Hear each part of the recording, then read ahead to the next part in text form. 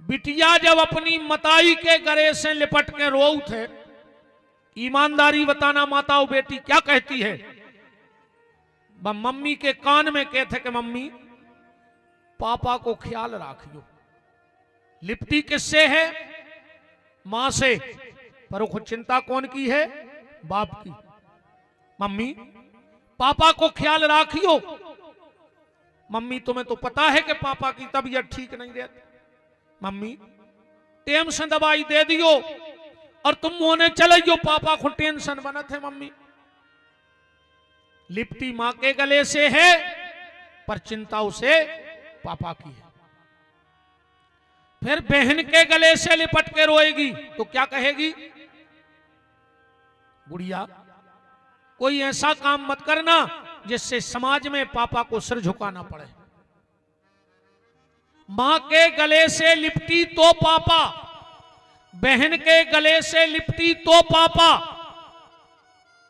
फिर भाई के गले से लिपट के कहती है भैया कल से ठीक टाइम से आ जाइयो, तुम घरे नहीं आ सो पापा को टेंशन बना थे। अबे तो हम रहते सो समझा लेते, भैया के लिए कल दिखा जाइयो पापा को 2 मिनट, फिर तुम्हें जहां जाने सो चले जाइयो। तो कितना प्यार करती है बेटी अपने बाप से। मां के गले से लिपटी तो पापा, भाई के गले से लिपटी तो पापा, और बहन के गले से लिपटी तो पापा। बहुत प्यार करती है।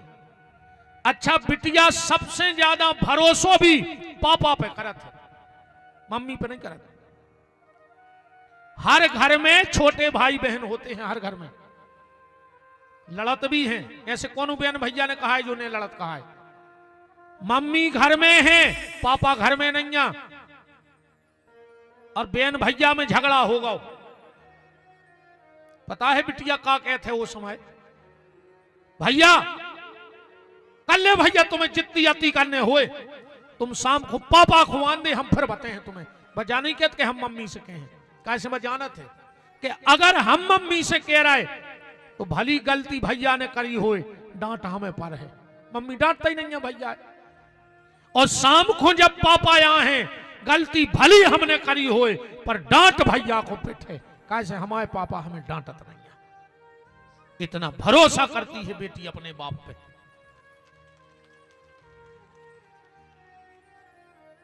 बहुत प्यार करती है बेटी अपने पापा से। इसीलिए बेटी की विदाई में आपने शायद वो प्रसंग कभी किसी विद्वान के मुंह सुना हो, जब राजा दशरथ 4 बहुएं लेके अयोध्या पहुंचे। जैसे ही अयोध्या में चारों डोला महल के सामने रखे गए, कौशल्या आरती की थाली लेके दौड़ी हैं बहुओं की अगवानी में। और जैसे ही सीता के डोले का पर्दा हटाने लगी, बगल में दशरथ जी खड़े थे, बोले कौशल्य रुक जाओ, पहले पूछ तो लो कि हम तुम्हें क्या लाए हैं डोले में। कौशल्या बोली महाराज हम तो नहीं जानत, ये डोला में राम की पत्नी बैठी है। दशरथ बोले नहीं है, ये में राम की पत्नी नहीं है।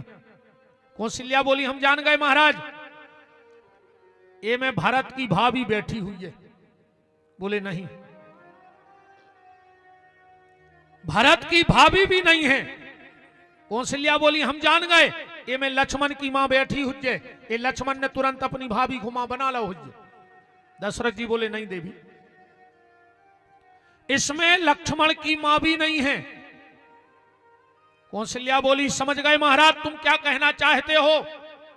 तुम ये कहोगे कि कौशल्या इस डोले में मैं जनक के प्राण लाया हूं, क्योंकि हर बिटिया अपने बाप के प्राण होते। दशरथ जी बोले नहीं, इसमें प्राण भी नहीं है। कौशल्या बोली तो आप जाके हो कि हर बहू ससुर की शान होत है, तुम जाई के हो कि कौशल्या में दशरथ की शान बैठी है। दशरथ जी बोले नहीं। कौशल्या बोली महाराज हम समझ गए, तुम आओ इशारो। क्या आप ये कहना चाहते हो कि कौशल्या अब तुम बूढ़ी हो गई हो, हम अयोध्या की नई मालकन ले आए हैं? कौशल्या ने चाबी निकाली, बोले दे दे नई मालकन को।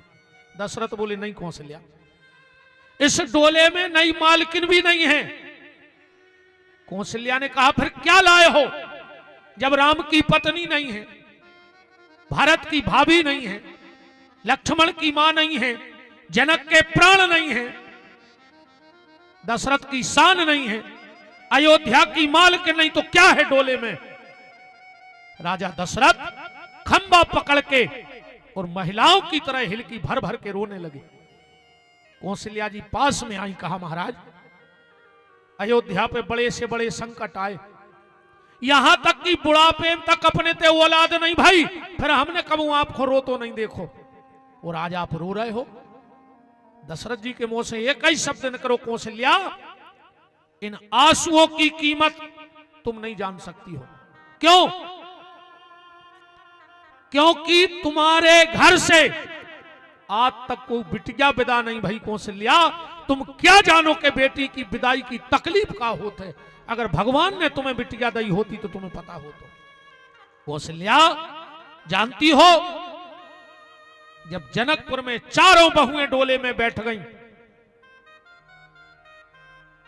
राजा जनक ने आकर के अपना मुकुट मेरे चरणों में रख दिया और घुटनों के बल बैठकर राजा जनक ने हाथ जोड़ के कहा, हे चक्रवर्ती सम्राट महाराज दशरथ, हमारी इतनी औकात नहीं है कि हम रघुवंशियों के बगल में खड़े हो सके, पर यह तो मेरी बेटी का भाग्य है कि जिसके बगल में खड़े होने की मेरी औकात नहीं है, आज उसके घर की शोभा मेरी बेटी सीता बन गई।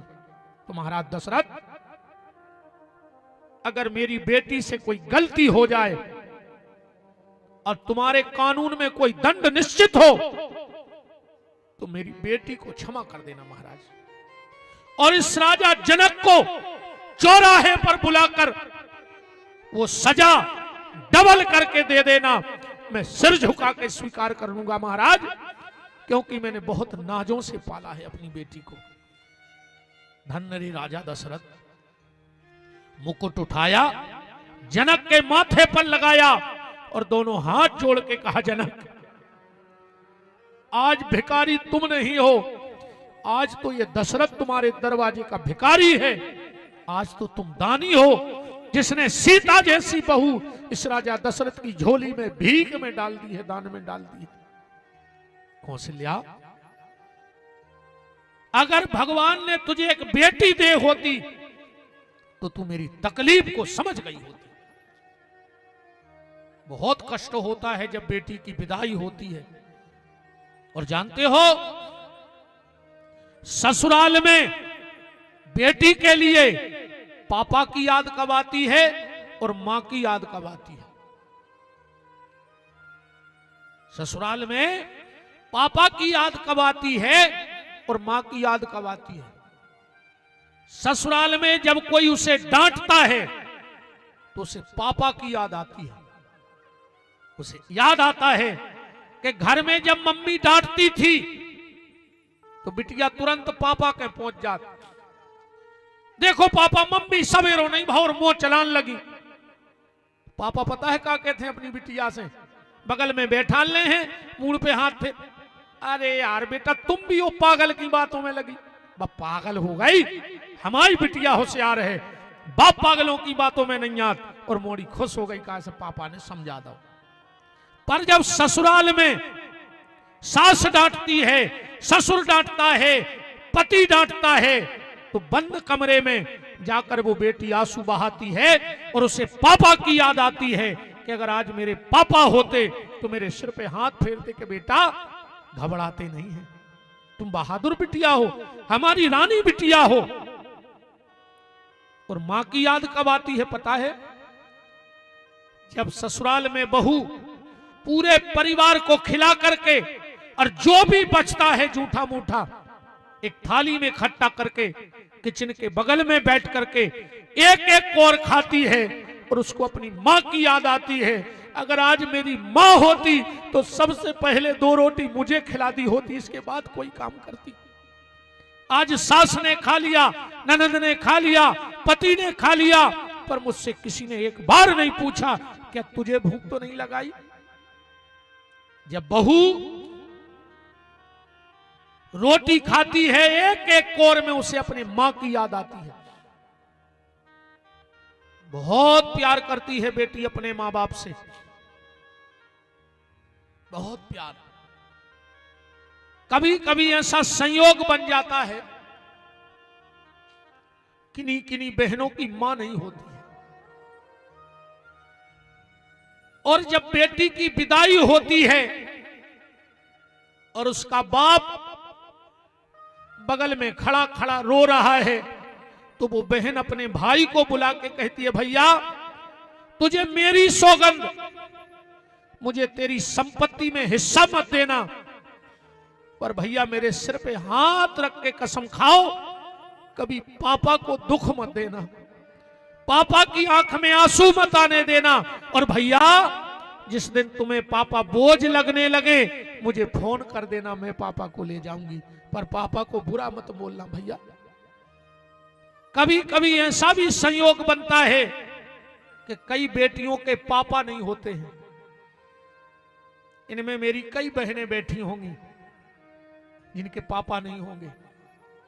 जिस दिन शादी का दिन आता है, मां अपनी दुल्हन बिटिया के सिर पे हाथ रख के कहती, बेटा तुम्हारे पापा हमसे कहते कि जोन दिन हम अपनी मोड़ी को ब्याह कर हैं, हम पते हैं कि शादी क्या है, पैसा पानी घाई वहां है, पर बेटा आज तुम्हारे पापा नहीं है, हमारी इतनी गुंजाइश नहीं है अब कि जैसा तुम्हारे पापा कहते थे हम वैसी शादी करें।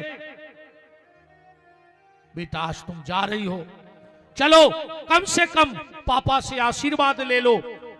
और जब वो मां और बेटी कमरे में जाते हैं जहां पापा की फोटो लगी है, और जब पत्नी उस फोटो की तरफ कहती है कि देखो आज तुम्हारी लाड़ो, आज तुम्हारी बिटिया दुल्हन बन के कितनी अच्छी लग रही है, अपने घर को जा रही है, इसको आशीर्वाद दे दो। मानो उस फोटो में भी आवाज आती है कि बाबुल की दुआएं लेती जा, या तुझको सुखी संसार मिले। बेटी बेटी होती है। एक बात समझना, हम अपने मामा के घर जाएं, अपनी बुआ के घर जाएं, अपनी मौसी के घर जाएं, 2-3 दिन से ज्यादा हम नहीं रुक पाते। हम तो जा रहे, हमें खराब लग रहा हो, हम तो घरे जा रहे, जबकि वे अपने आए, अपन उनको पहले से जानत है, वे अपन को जानत हैं, फिर भी अपन 2 दिन से ज्यादा वो के घरे नहीं रुक पाते। पर बिटिया वो घरे जा रही है जिनसे कबो मिली नहीं है, वो घर के स्वभाव को पता नहीं है, फिर भी वह बिटिया डोला में बैठा था। वो बिटिया से कौन उन्हें पूछी कि जा बताओ, देखो तुम जानत नहीं है, उते जा रही क्यों? बोले अपने पापा के लिए। हो सकता है ससुराल वाले तुम्हें गाली देवें, बिटिया कहते हम गाली खा लें। हो सकता है वो तुम्हें भूखा रखें, बिटिया कहते हम भूखे रह लें। हो सकता है वो तुम्हारी पिटाई लगाएं, हम मार खा लेंगे। तो किसी ने पूछा हो सकता है ससुराल वाले तुम्हें जान से मार दें, बेटी कहती है मर जाऊंगी। तो उस बेटी से पूछा इतना सब किसके लिए? और बेटी का जवाब सुनना। बेटी कहती है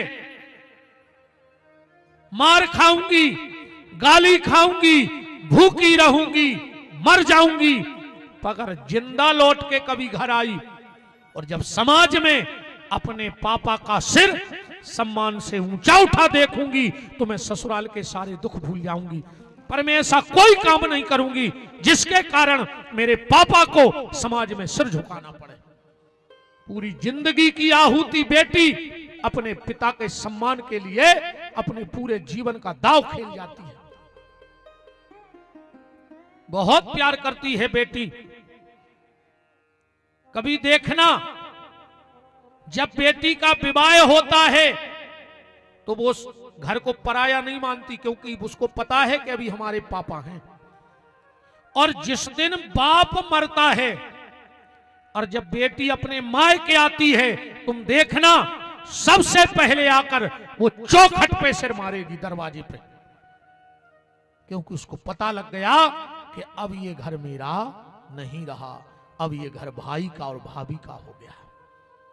जब तक बाप है तब तक माए को है, और जो अंदना बाप नहीं है तो फिर माए को भी नहीं। बहुत प्यार करती है बेटी। मैं बस ये निवेदन करना चाहता हूं, मेरी जितनी यहां बेटियां बैठी हो, इस भाई की ये बात ध्यान रखना बेटा,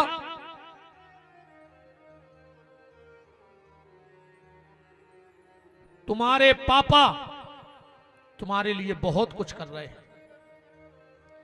अगर आज तुम पढ़ लिख भी नहीं हो तो तुम्हारे पापा की बदौलत पढ़ रही हो। पूछ लियो आज मम्मी से,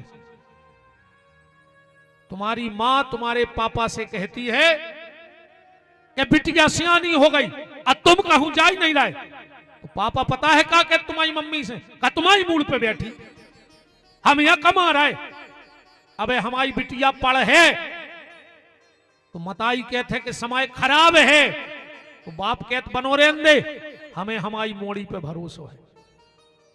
बेटा जितने फक्र से तुम्हारा बाप कहते कि हमें भरोसा है, वो भरोसा ने टोरियो बाप को। तुम्हारे लाने जिंदगी जी रहा है तुम्हारे पापा, अब जब ठंड लग रही तुम दो दो पल्ली ओढ़ के सो हो, और तुम्हारे पिताजी खेत में रात में पानी दे, हो सकत करेंट लग के मर जाए, सांप खा लेवे, बिच्छू खा लेवे, फिर भी वो आधी रात खेत में पानी दे रहा हो। काहे? अगर ये साल फसल अच्छी हो गई तो मोड़ी को घर अच्छो मिल जाए, तना पैसा आ जाए। तो तुम्हारे पिताजी ने कभी महंगे कपड़े नहीं पहने, क्योंकि तुम्हारे स्कूल की फीस देनी थी। तुम्हारे पिताजी ने कभी महंगे जूते नहीं पहने, क्यों? क्योंकि तुम्हें जूते चाहिए थे। बेटा कथाएं तो खूब होते हैं, तुमने खूब सुनत हो, बड़े बड़े विद्वानों, हम तो एक नंबर के लट्ठे हैं, मूर्ख, हमसे काय आशा करो तुम विद्वत्ता की। हम गन्यों को गोबर करवे वाले आदमी, हम गन्यों को भूसा डालवे वाले आदमी, का जाने वेद क्या है, का जाने शास्त्र क्या है, कहां का लिखो। जब हम ही ने नहीं पढ़ो तो हम तुम्हें का बता दें। पर बेटा हम तुम्हारे ऊपर जावे के का हुई है हमें नहीं पता, पर जो भैया तुम्हारा जीवन सुधारवे को जरूर संकल्प लेके निकलो है। अपने पिताजी को सिर्फ एक चीज दे देना, बाप पूरी जिंदगी में अपनी मोड़ी से सिर्फ एक चीज चाहत है, और यहां हजारों बेटियों के पिता बैठे हैं आज। इतने बड़े परिसर में कहीं पांव रखने की जगह नहीं है। लगभग यहां से 1 किलोमीटर तक जाम लगा है। आज जो हमें आने में थोड़ा विलंब हुआ वो जाम के चक्कर में हो गया, मेन रोड से वाहन लगो है। तो यहां ज्यादा नहीं तो 10,000 लोग तो होंगे जिनके यहां बेटियां हैं। 10,000 में से एक व्यक्ति कहना कि गुरुजी तुम झूठ बोल रहे हो, हम अपनी बेटी से ये नहीं चाहते, एक व्यक्ति कहना।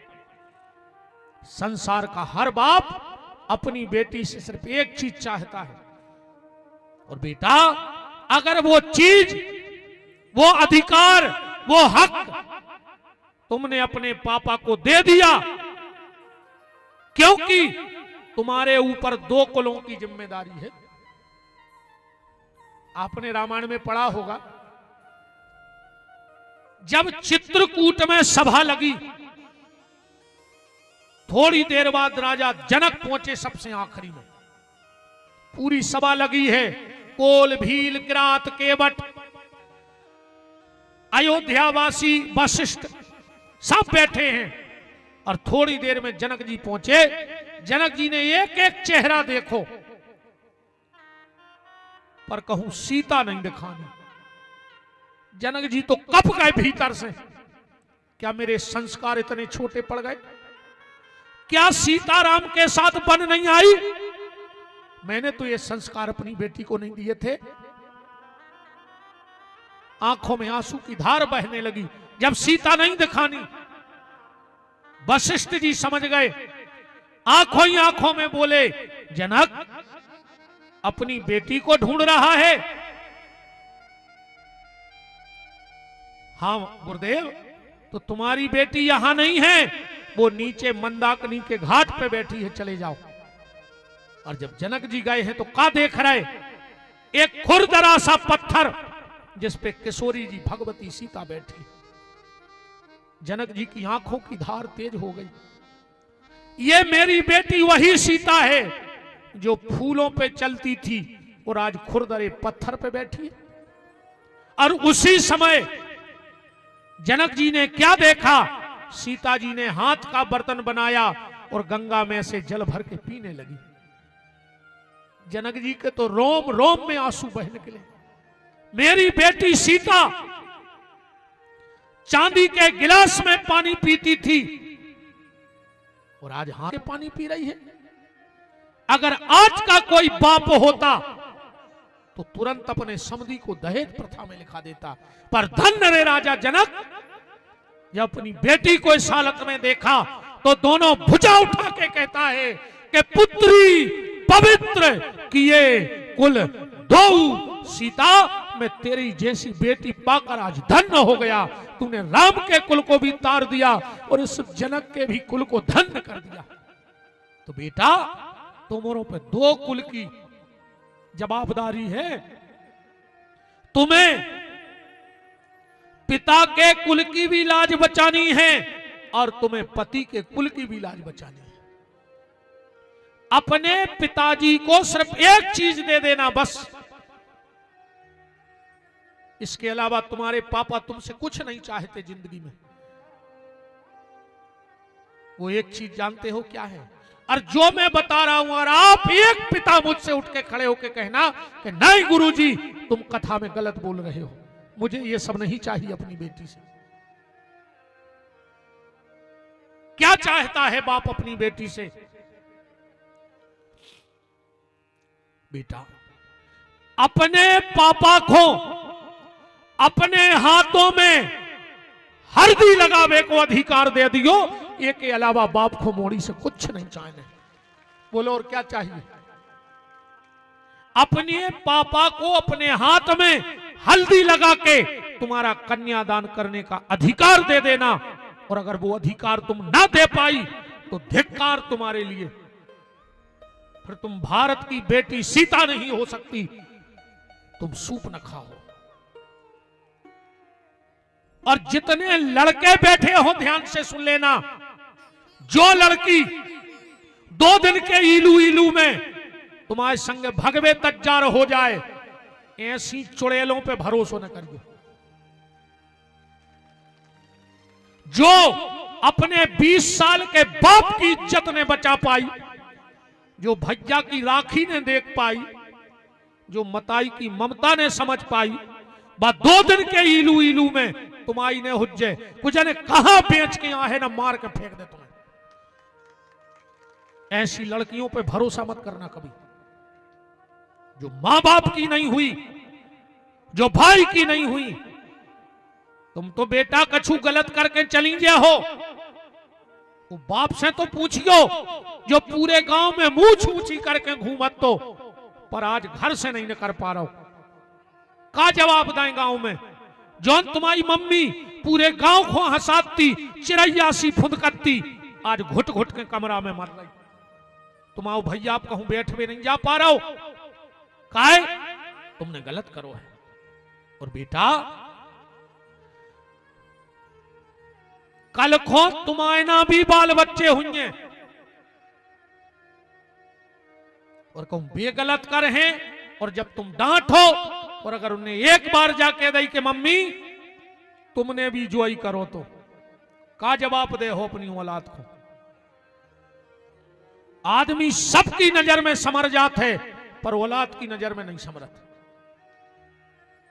हर दुनिया के माँ बाप चाहते हैं कि हमारी औलाद हमारी इज्जत करे, पर वह जब करे जब तुम्हारे आचरण अच्छे रहे होंगे। इसलिए बेटा ऐसो कोनो काम न करियो जिंदगी में, अरे तुम्हें नाम ही कमाने, अच्छी पढ़ाई करो। जब पेपर के मेन प्रश्न पे तुम्हारी फोटो छप के आवे कि फलाने गांव की बिटिया ने पूरे नरसिंहपुर जिले में 10वीं में 100 में से 99 अंक प्राप्त करे हैं, फिर तुम्हारे बाप की छाती देखियो जब फूले, फिर तुम्हारे मां का घमंड देखना मोहल्ले में। कुछ ऐसा काम करो। और एक बात और सुन लो, आज ये लव जिहाद बहुत तेजी से पनप रहा है। हमारी इन भोली भाली बेटियों को अपने झूठे प्रेम के जाल में फंसाकर ये दुष्ट, ये पापी, उनको शादी आदि नहीं करने बेटा तुमसे, न उनके कमियां हैं, ये तो घर ही घर में कर ले, तुम्हारी जरूरत ही नहीं है उनको शादी। अब भी 5-6 दिन पहले की घटना है, सागर में एक लड़की मरी है। इंदौर में, भोपाल में रहती थी। वो क्या नाम है उस पापी का, वो बिटिया प्रेग्नेंट थी जब उसकी रिपोर्ट आई है, तो शादी हुई नहीं थी और उस पापी ने मना कर दिया तो उसने सुसाइड कर लिया। उनको शादी आदि की जरूरत नहीं है, नहीं कहते कमी नहीं है। वे तो तुम जैसी भोली भाली बिटियों को बहला के फुसला के अपने प्रेम के जाल में फंसा के कुछ न कहां ले जाके बेचे बेटा, और फिर तुम मां बाप के तक लौटवे के लायक नहीं बचो। एक हो पाल पाल के तुम्हें बड़ी करी कि तुम बड़ी हो जाओ, बहू दद्दा के मुंह पे केवला पोत के। एक बात तो बेटा तुम्हारे पढ़त हो तो किताब में चिट बना के लगा लियो, नीचे भैया को लिख लियो कि हमारे भैया ने बताई थी। हमारे नाव से नहीं है कि हमें प्रचार कराने ने, हमें चुनाव लड़ने ने, राजनीति करने ने, हमें कोई की जायदाद चाहने ने, हमें आश्रम बनाऊने। हमने कल ही कही थी कि हम तो मोड़ी के ब्याह के बाद कहूं रहे हैं ही ने हमको वहां हम गौशाला भी छोड़ दें, सब छोड़ छाड़ दें। हम तो हमें कुछ नहीं चाहने को उसे। एक चीज को ध्यान रखियो बेटा, अपने बहुदद्दा से अपने हाथ पीले तो करवाइयो, पर बहुदद्दा को मोह करिया ने करियो बेटा। हरो तुमसे हाथ जोड़ के भैया की प्रार्थना है, मोह करिया करके नहीं जज्जो। और ऐसे पापियों से तो डराता ही रज्जो। वो घर की शोभा बनने हैं तुम्हें जेके घर के दरवाजे सवेरे गैया को रोटी दई जात हुए। कौन घरे जाने अपन को? जेके घरे सवेरे गैया को रोटी दई जात होए, अपन को वो के घरे नहीं जाने जेके घरे रोटी में धर के गज्जई खा लई जात होए।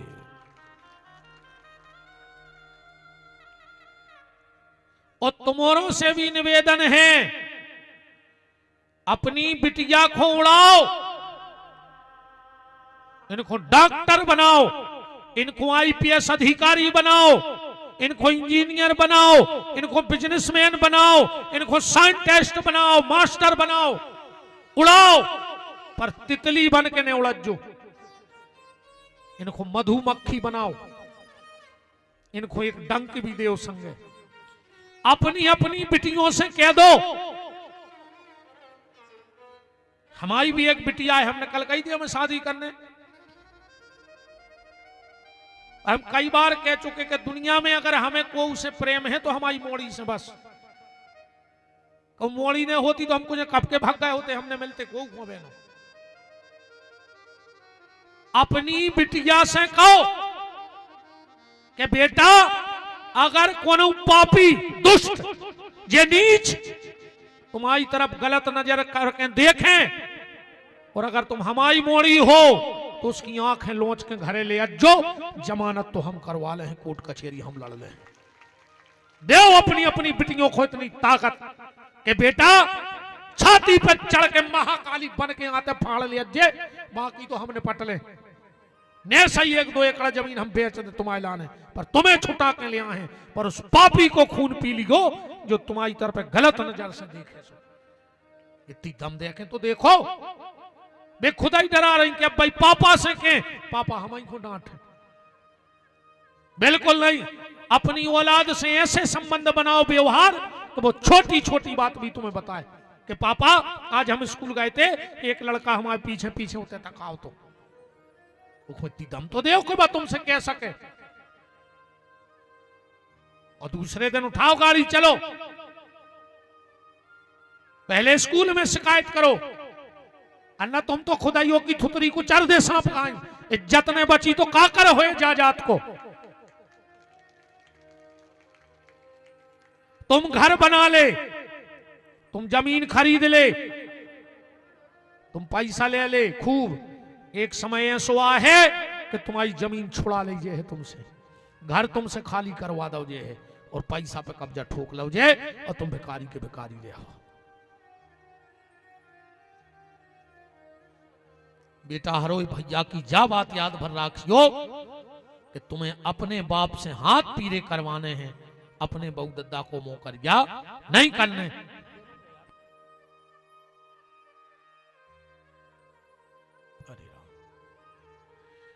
पार्वती जी की विदाई हुई, 10-20 मिनट तो अबे बैठो तुमने। अब हम तुम्हें गंगा और शंकर जी के ब्याह की कथा सुना रहे हैं। पार्वती की तो तुमने खूब सुनी, सती और शंकर को भी आओ खूब सुनो। अब आज नई बात सुनो कि गंगा और शंकर जी को भी आओ कैसे भाव। ईमानदारी बताओ, तुम्हारे को पता है कि शंकर जी और गंगा को भी आओ कैसे भाव? हमारे भर यूट्यूब पे न सुनो हुए तुमने, सुना है कभी किसी ने सुनाया कि शंकर जी और गंगा को भी आओ कैसे भाव? राजा हिमांचल शंकर जी के सामने आए, अपन कैलाश तक ले चलिए पहले जल्दी। राजा हिमांचल ने शिव जी से कहा भोलेनाथ कछु दहेज ले ले। शंकर जी बोला ही न पाए और ना दिया, हंसन लगो। शंकर जी बोले कारे काय हंस रहा हो? ना दिया बोलो एक हो हंस रहा है कि तुम्हारे ससुर कह रहे दहेज ले ले। शंकर जी बोले सो, बोले जा बताओ, मान के चलो तुम्हारे ससुर जी ने दहेज दे ही दो तो राखो कहां वो दहेज को। जैसे मान के चलो ने टीवी दे दी तो कबरिया की डगार पे लटके हो, वो तो लाइट तक है नहीं, क्या करोगे? तो वृंदावन बिहारी लाल की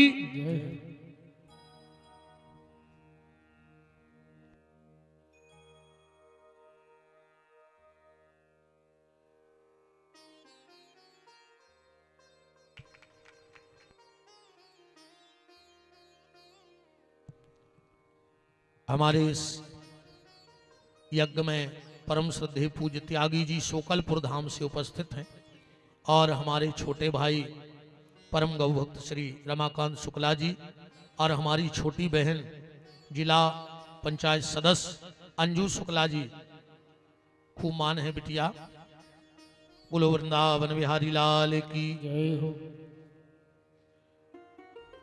नादिया बोलो कि अगर वे दहेज दे ही दें तो रखो कहां? शंकर जी बोले तो का बोले मना कर दे। शिव जी बोले हमें कुछ नहीं चाहिए। राजा हिमांचल बोले तो 2-4 हाथी घोड़ा लाइन जा। ना दिया बोलो एक ने दे दियो। काहे? बोले हम ही खुद तो टपरिया नहीं बनाई, खुद बैठे रहे तो बरिया तरह उतर से हमें बांधे रहे तो की। शिव जी बोले हमें ना हाथी चाहिए ना घोड़ा, तो फिर हमारी बिटिया कैसे ले जाओ? शंकर जी बोले हम साधन लाए हैं। ना दिया बोलो और का, पहले सिंगल चलते अब डबल चल हो। शंकर जी ने पार्वती को बैल पे बिठाया। बैल माने धर्म, और उसी दिन से हमारी इन माताओं को एक डिग्री लग गई, जो धर्म पे बैठ के घर में आई वही दिना से धर्म पत्नी कहाई। और आजकल आ रही हैं कार में बैठ के पूरा घर बेकार कर देते। बोलो गलत तो नहीं है?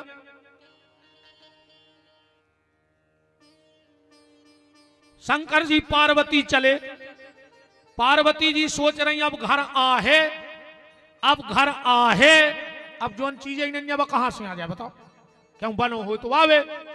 चलत चलत पहुंचे कैलाश पे, शिव जी बोले देवी उतरो, बैठ जाओ। पार्वती बैठ गई चबूतरा पे। पार्वती ने सोची बहुत देर के चल रहे हैं, सो तो रेस्ट कर रहे हैं आध पौन घंटा, अरे 3 घंटा हो गए। पार्वती जी बोली भोलेनाथ घरे नहीं चल रहे। शंकर जी बोले कौन के? पार्वती बोली अपने। शंकर जी बोले घरे या बैठी 3 घंटा से, इतनी तो जा जाते ही अपने थे जो बारी गया और जो चौतरा। पार्वती बोली तुमने मकान नहीं बनवाओ। शंकर जी बोले देवी प्लाट तो ले लाओ है, बस कुटी न कर आए। कहां है प्लाट? शंकर जी बोले दुनिया में ऐसा कोनो गांव नहीं है जहां अपनो प्लाट न हुए, हर गांव में शंकर जी को प्लाट है। पार्वती बोली फिर? शंकर जी बोले देवी हम आओ है भोलो भालो स्वभाव, सुभूत करे हैं कब्जा, केस चल रहा है। शंकर जी के प्लाट क्या है? मरघटा। बताओ अच्छा ऐसा कौन गांव है जिसमें मरघटा ने हुए? चाहे 4 घर हो मन उतनी जगह तो फिक्स कहा, चाहे स्कूल ने हो, अस्पताल ने हो, लाइट ने हो, रोड ने हो, मन ऐसा कौन गांव मिल जहां शंकर जी को प्लाट ने हुए। पार्वती जी बोली तो प्लाट है? बोले हाउ भूत कब्जा ठोके। इतने में भगवान शंकर के सिर पे गंगा पे नजर पड़ गई पार्वती की। भोलेनाथ ये कौन है? शिव जी बोले बाद में बताए हैं, और शिव जी चले गए गुफा में भजन करवे। 2-3 सालें हो गई ब्याह को। एक दिन आए नारद जी, पार्वती के गुरु आए। पार्वती जी बोले गुरु जी आपकी कृपा से ऐसो पति मिलो है, अच्छा ये चाहे तो 1 मिनट में पति को सम्मान बढ़ा दें और 1 मिनट में माटी में मिला दें, ये चाहे इनके ऊपर है सब। अब हम प्रेम से बुलत जो काय सुन रही, पता है क्या कहते? आई जी, मैंने तुम्हें 2 मिनट में आई जी बना दो। पुलिस को कितना बड़ा अधिकारी होता आई जी 2 मिनट में।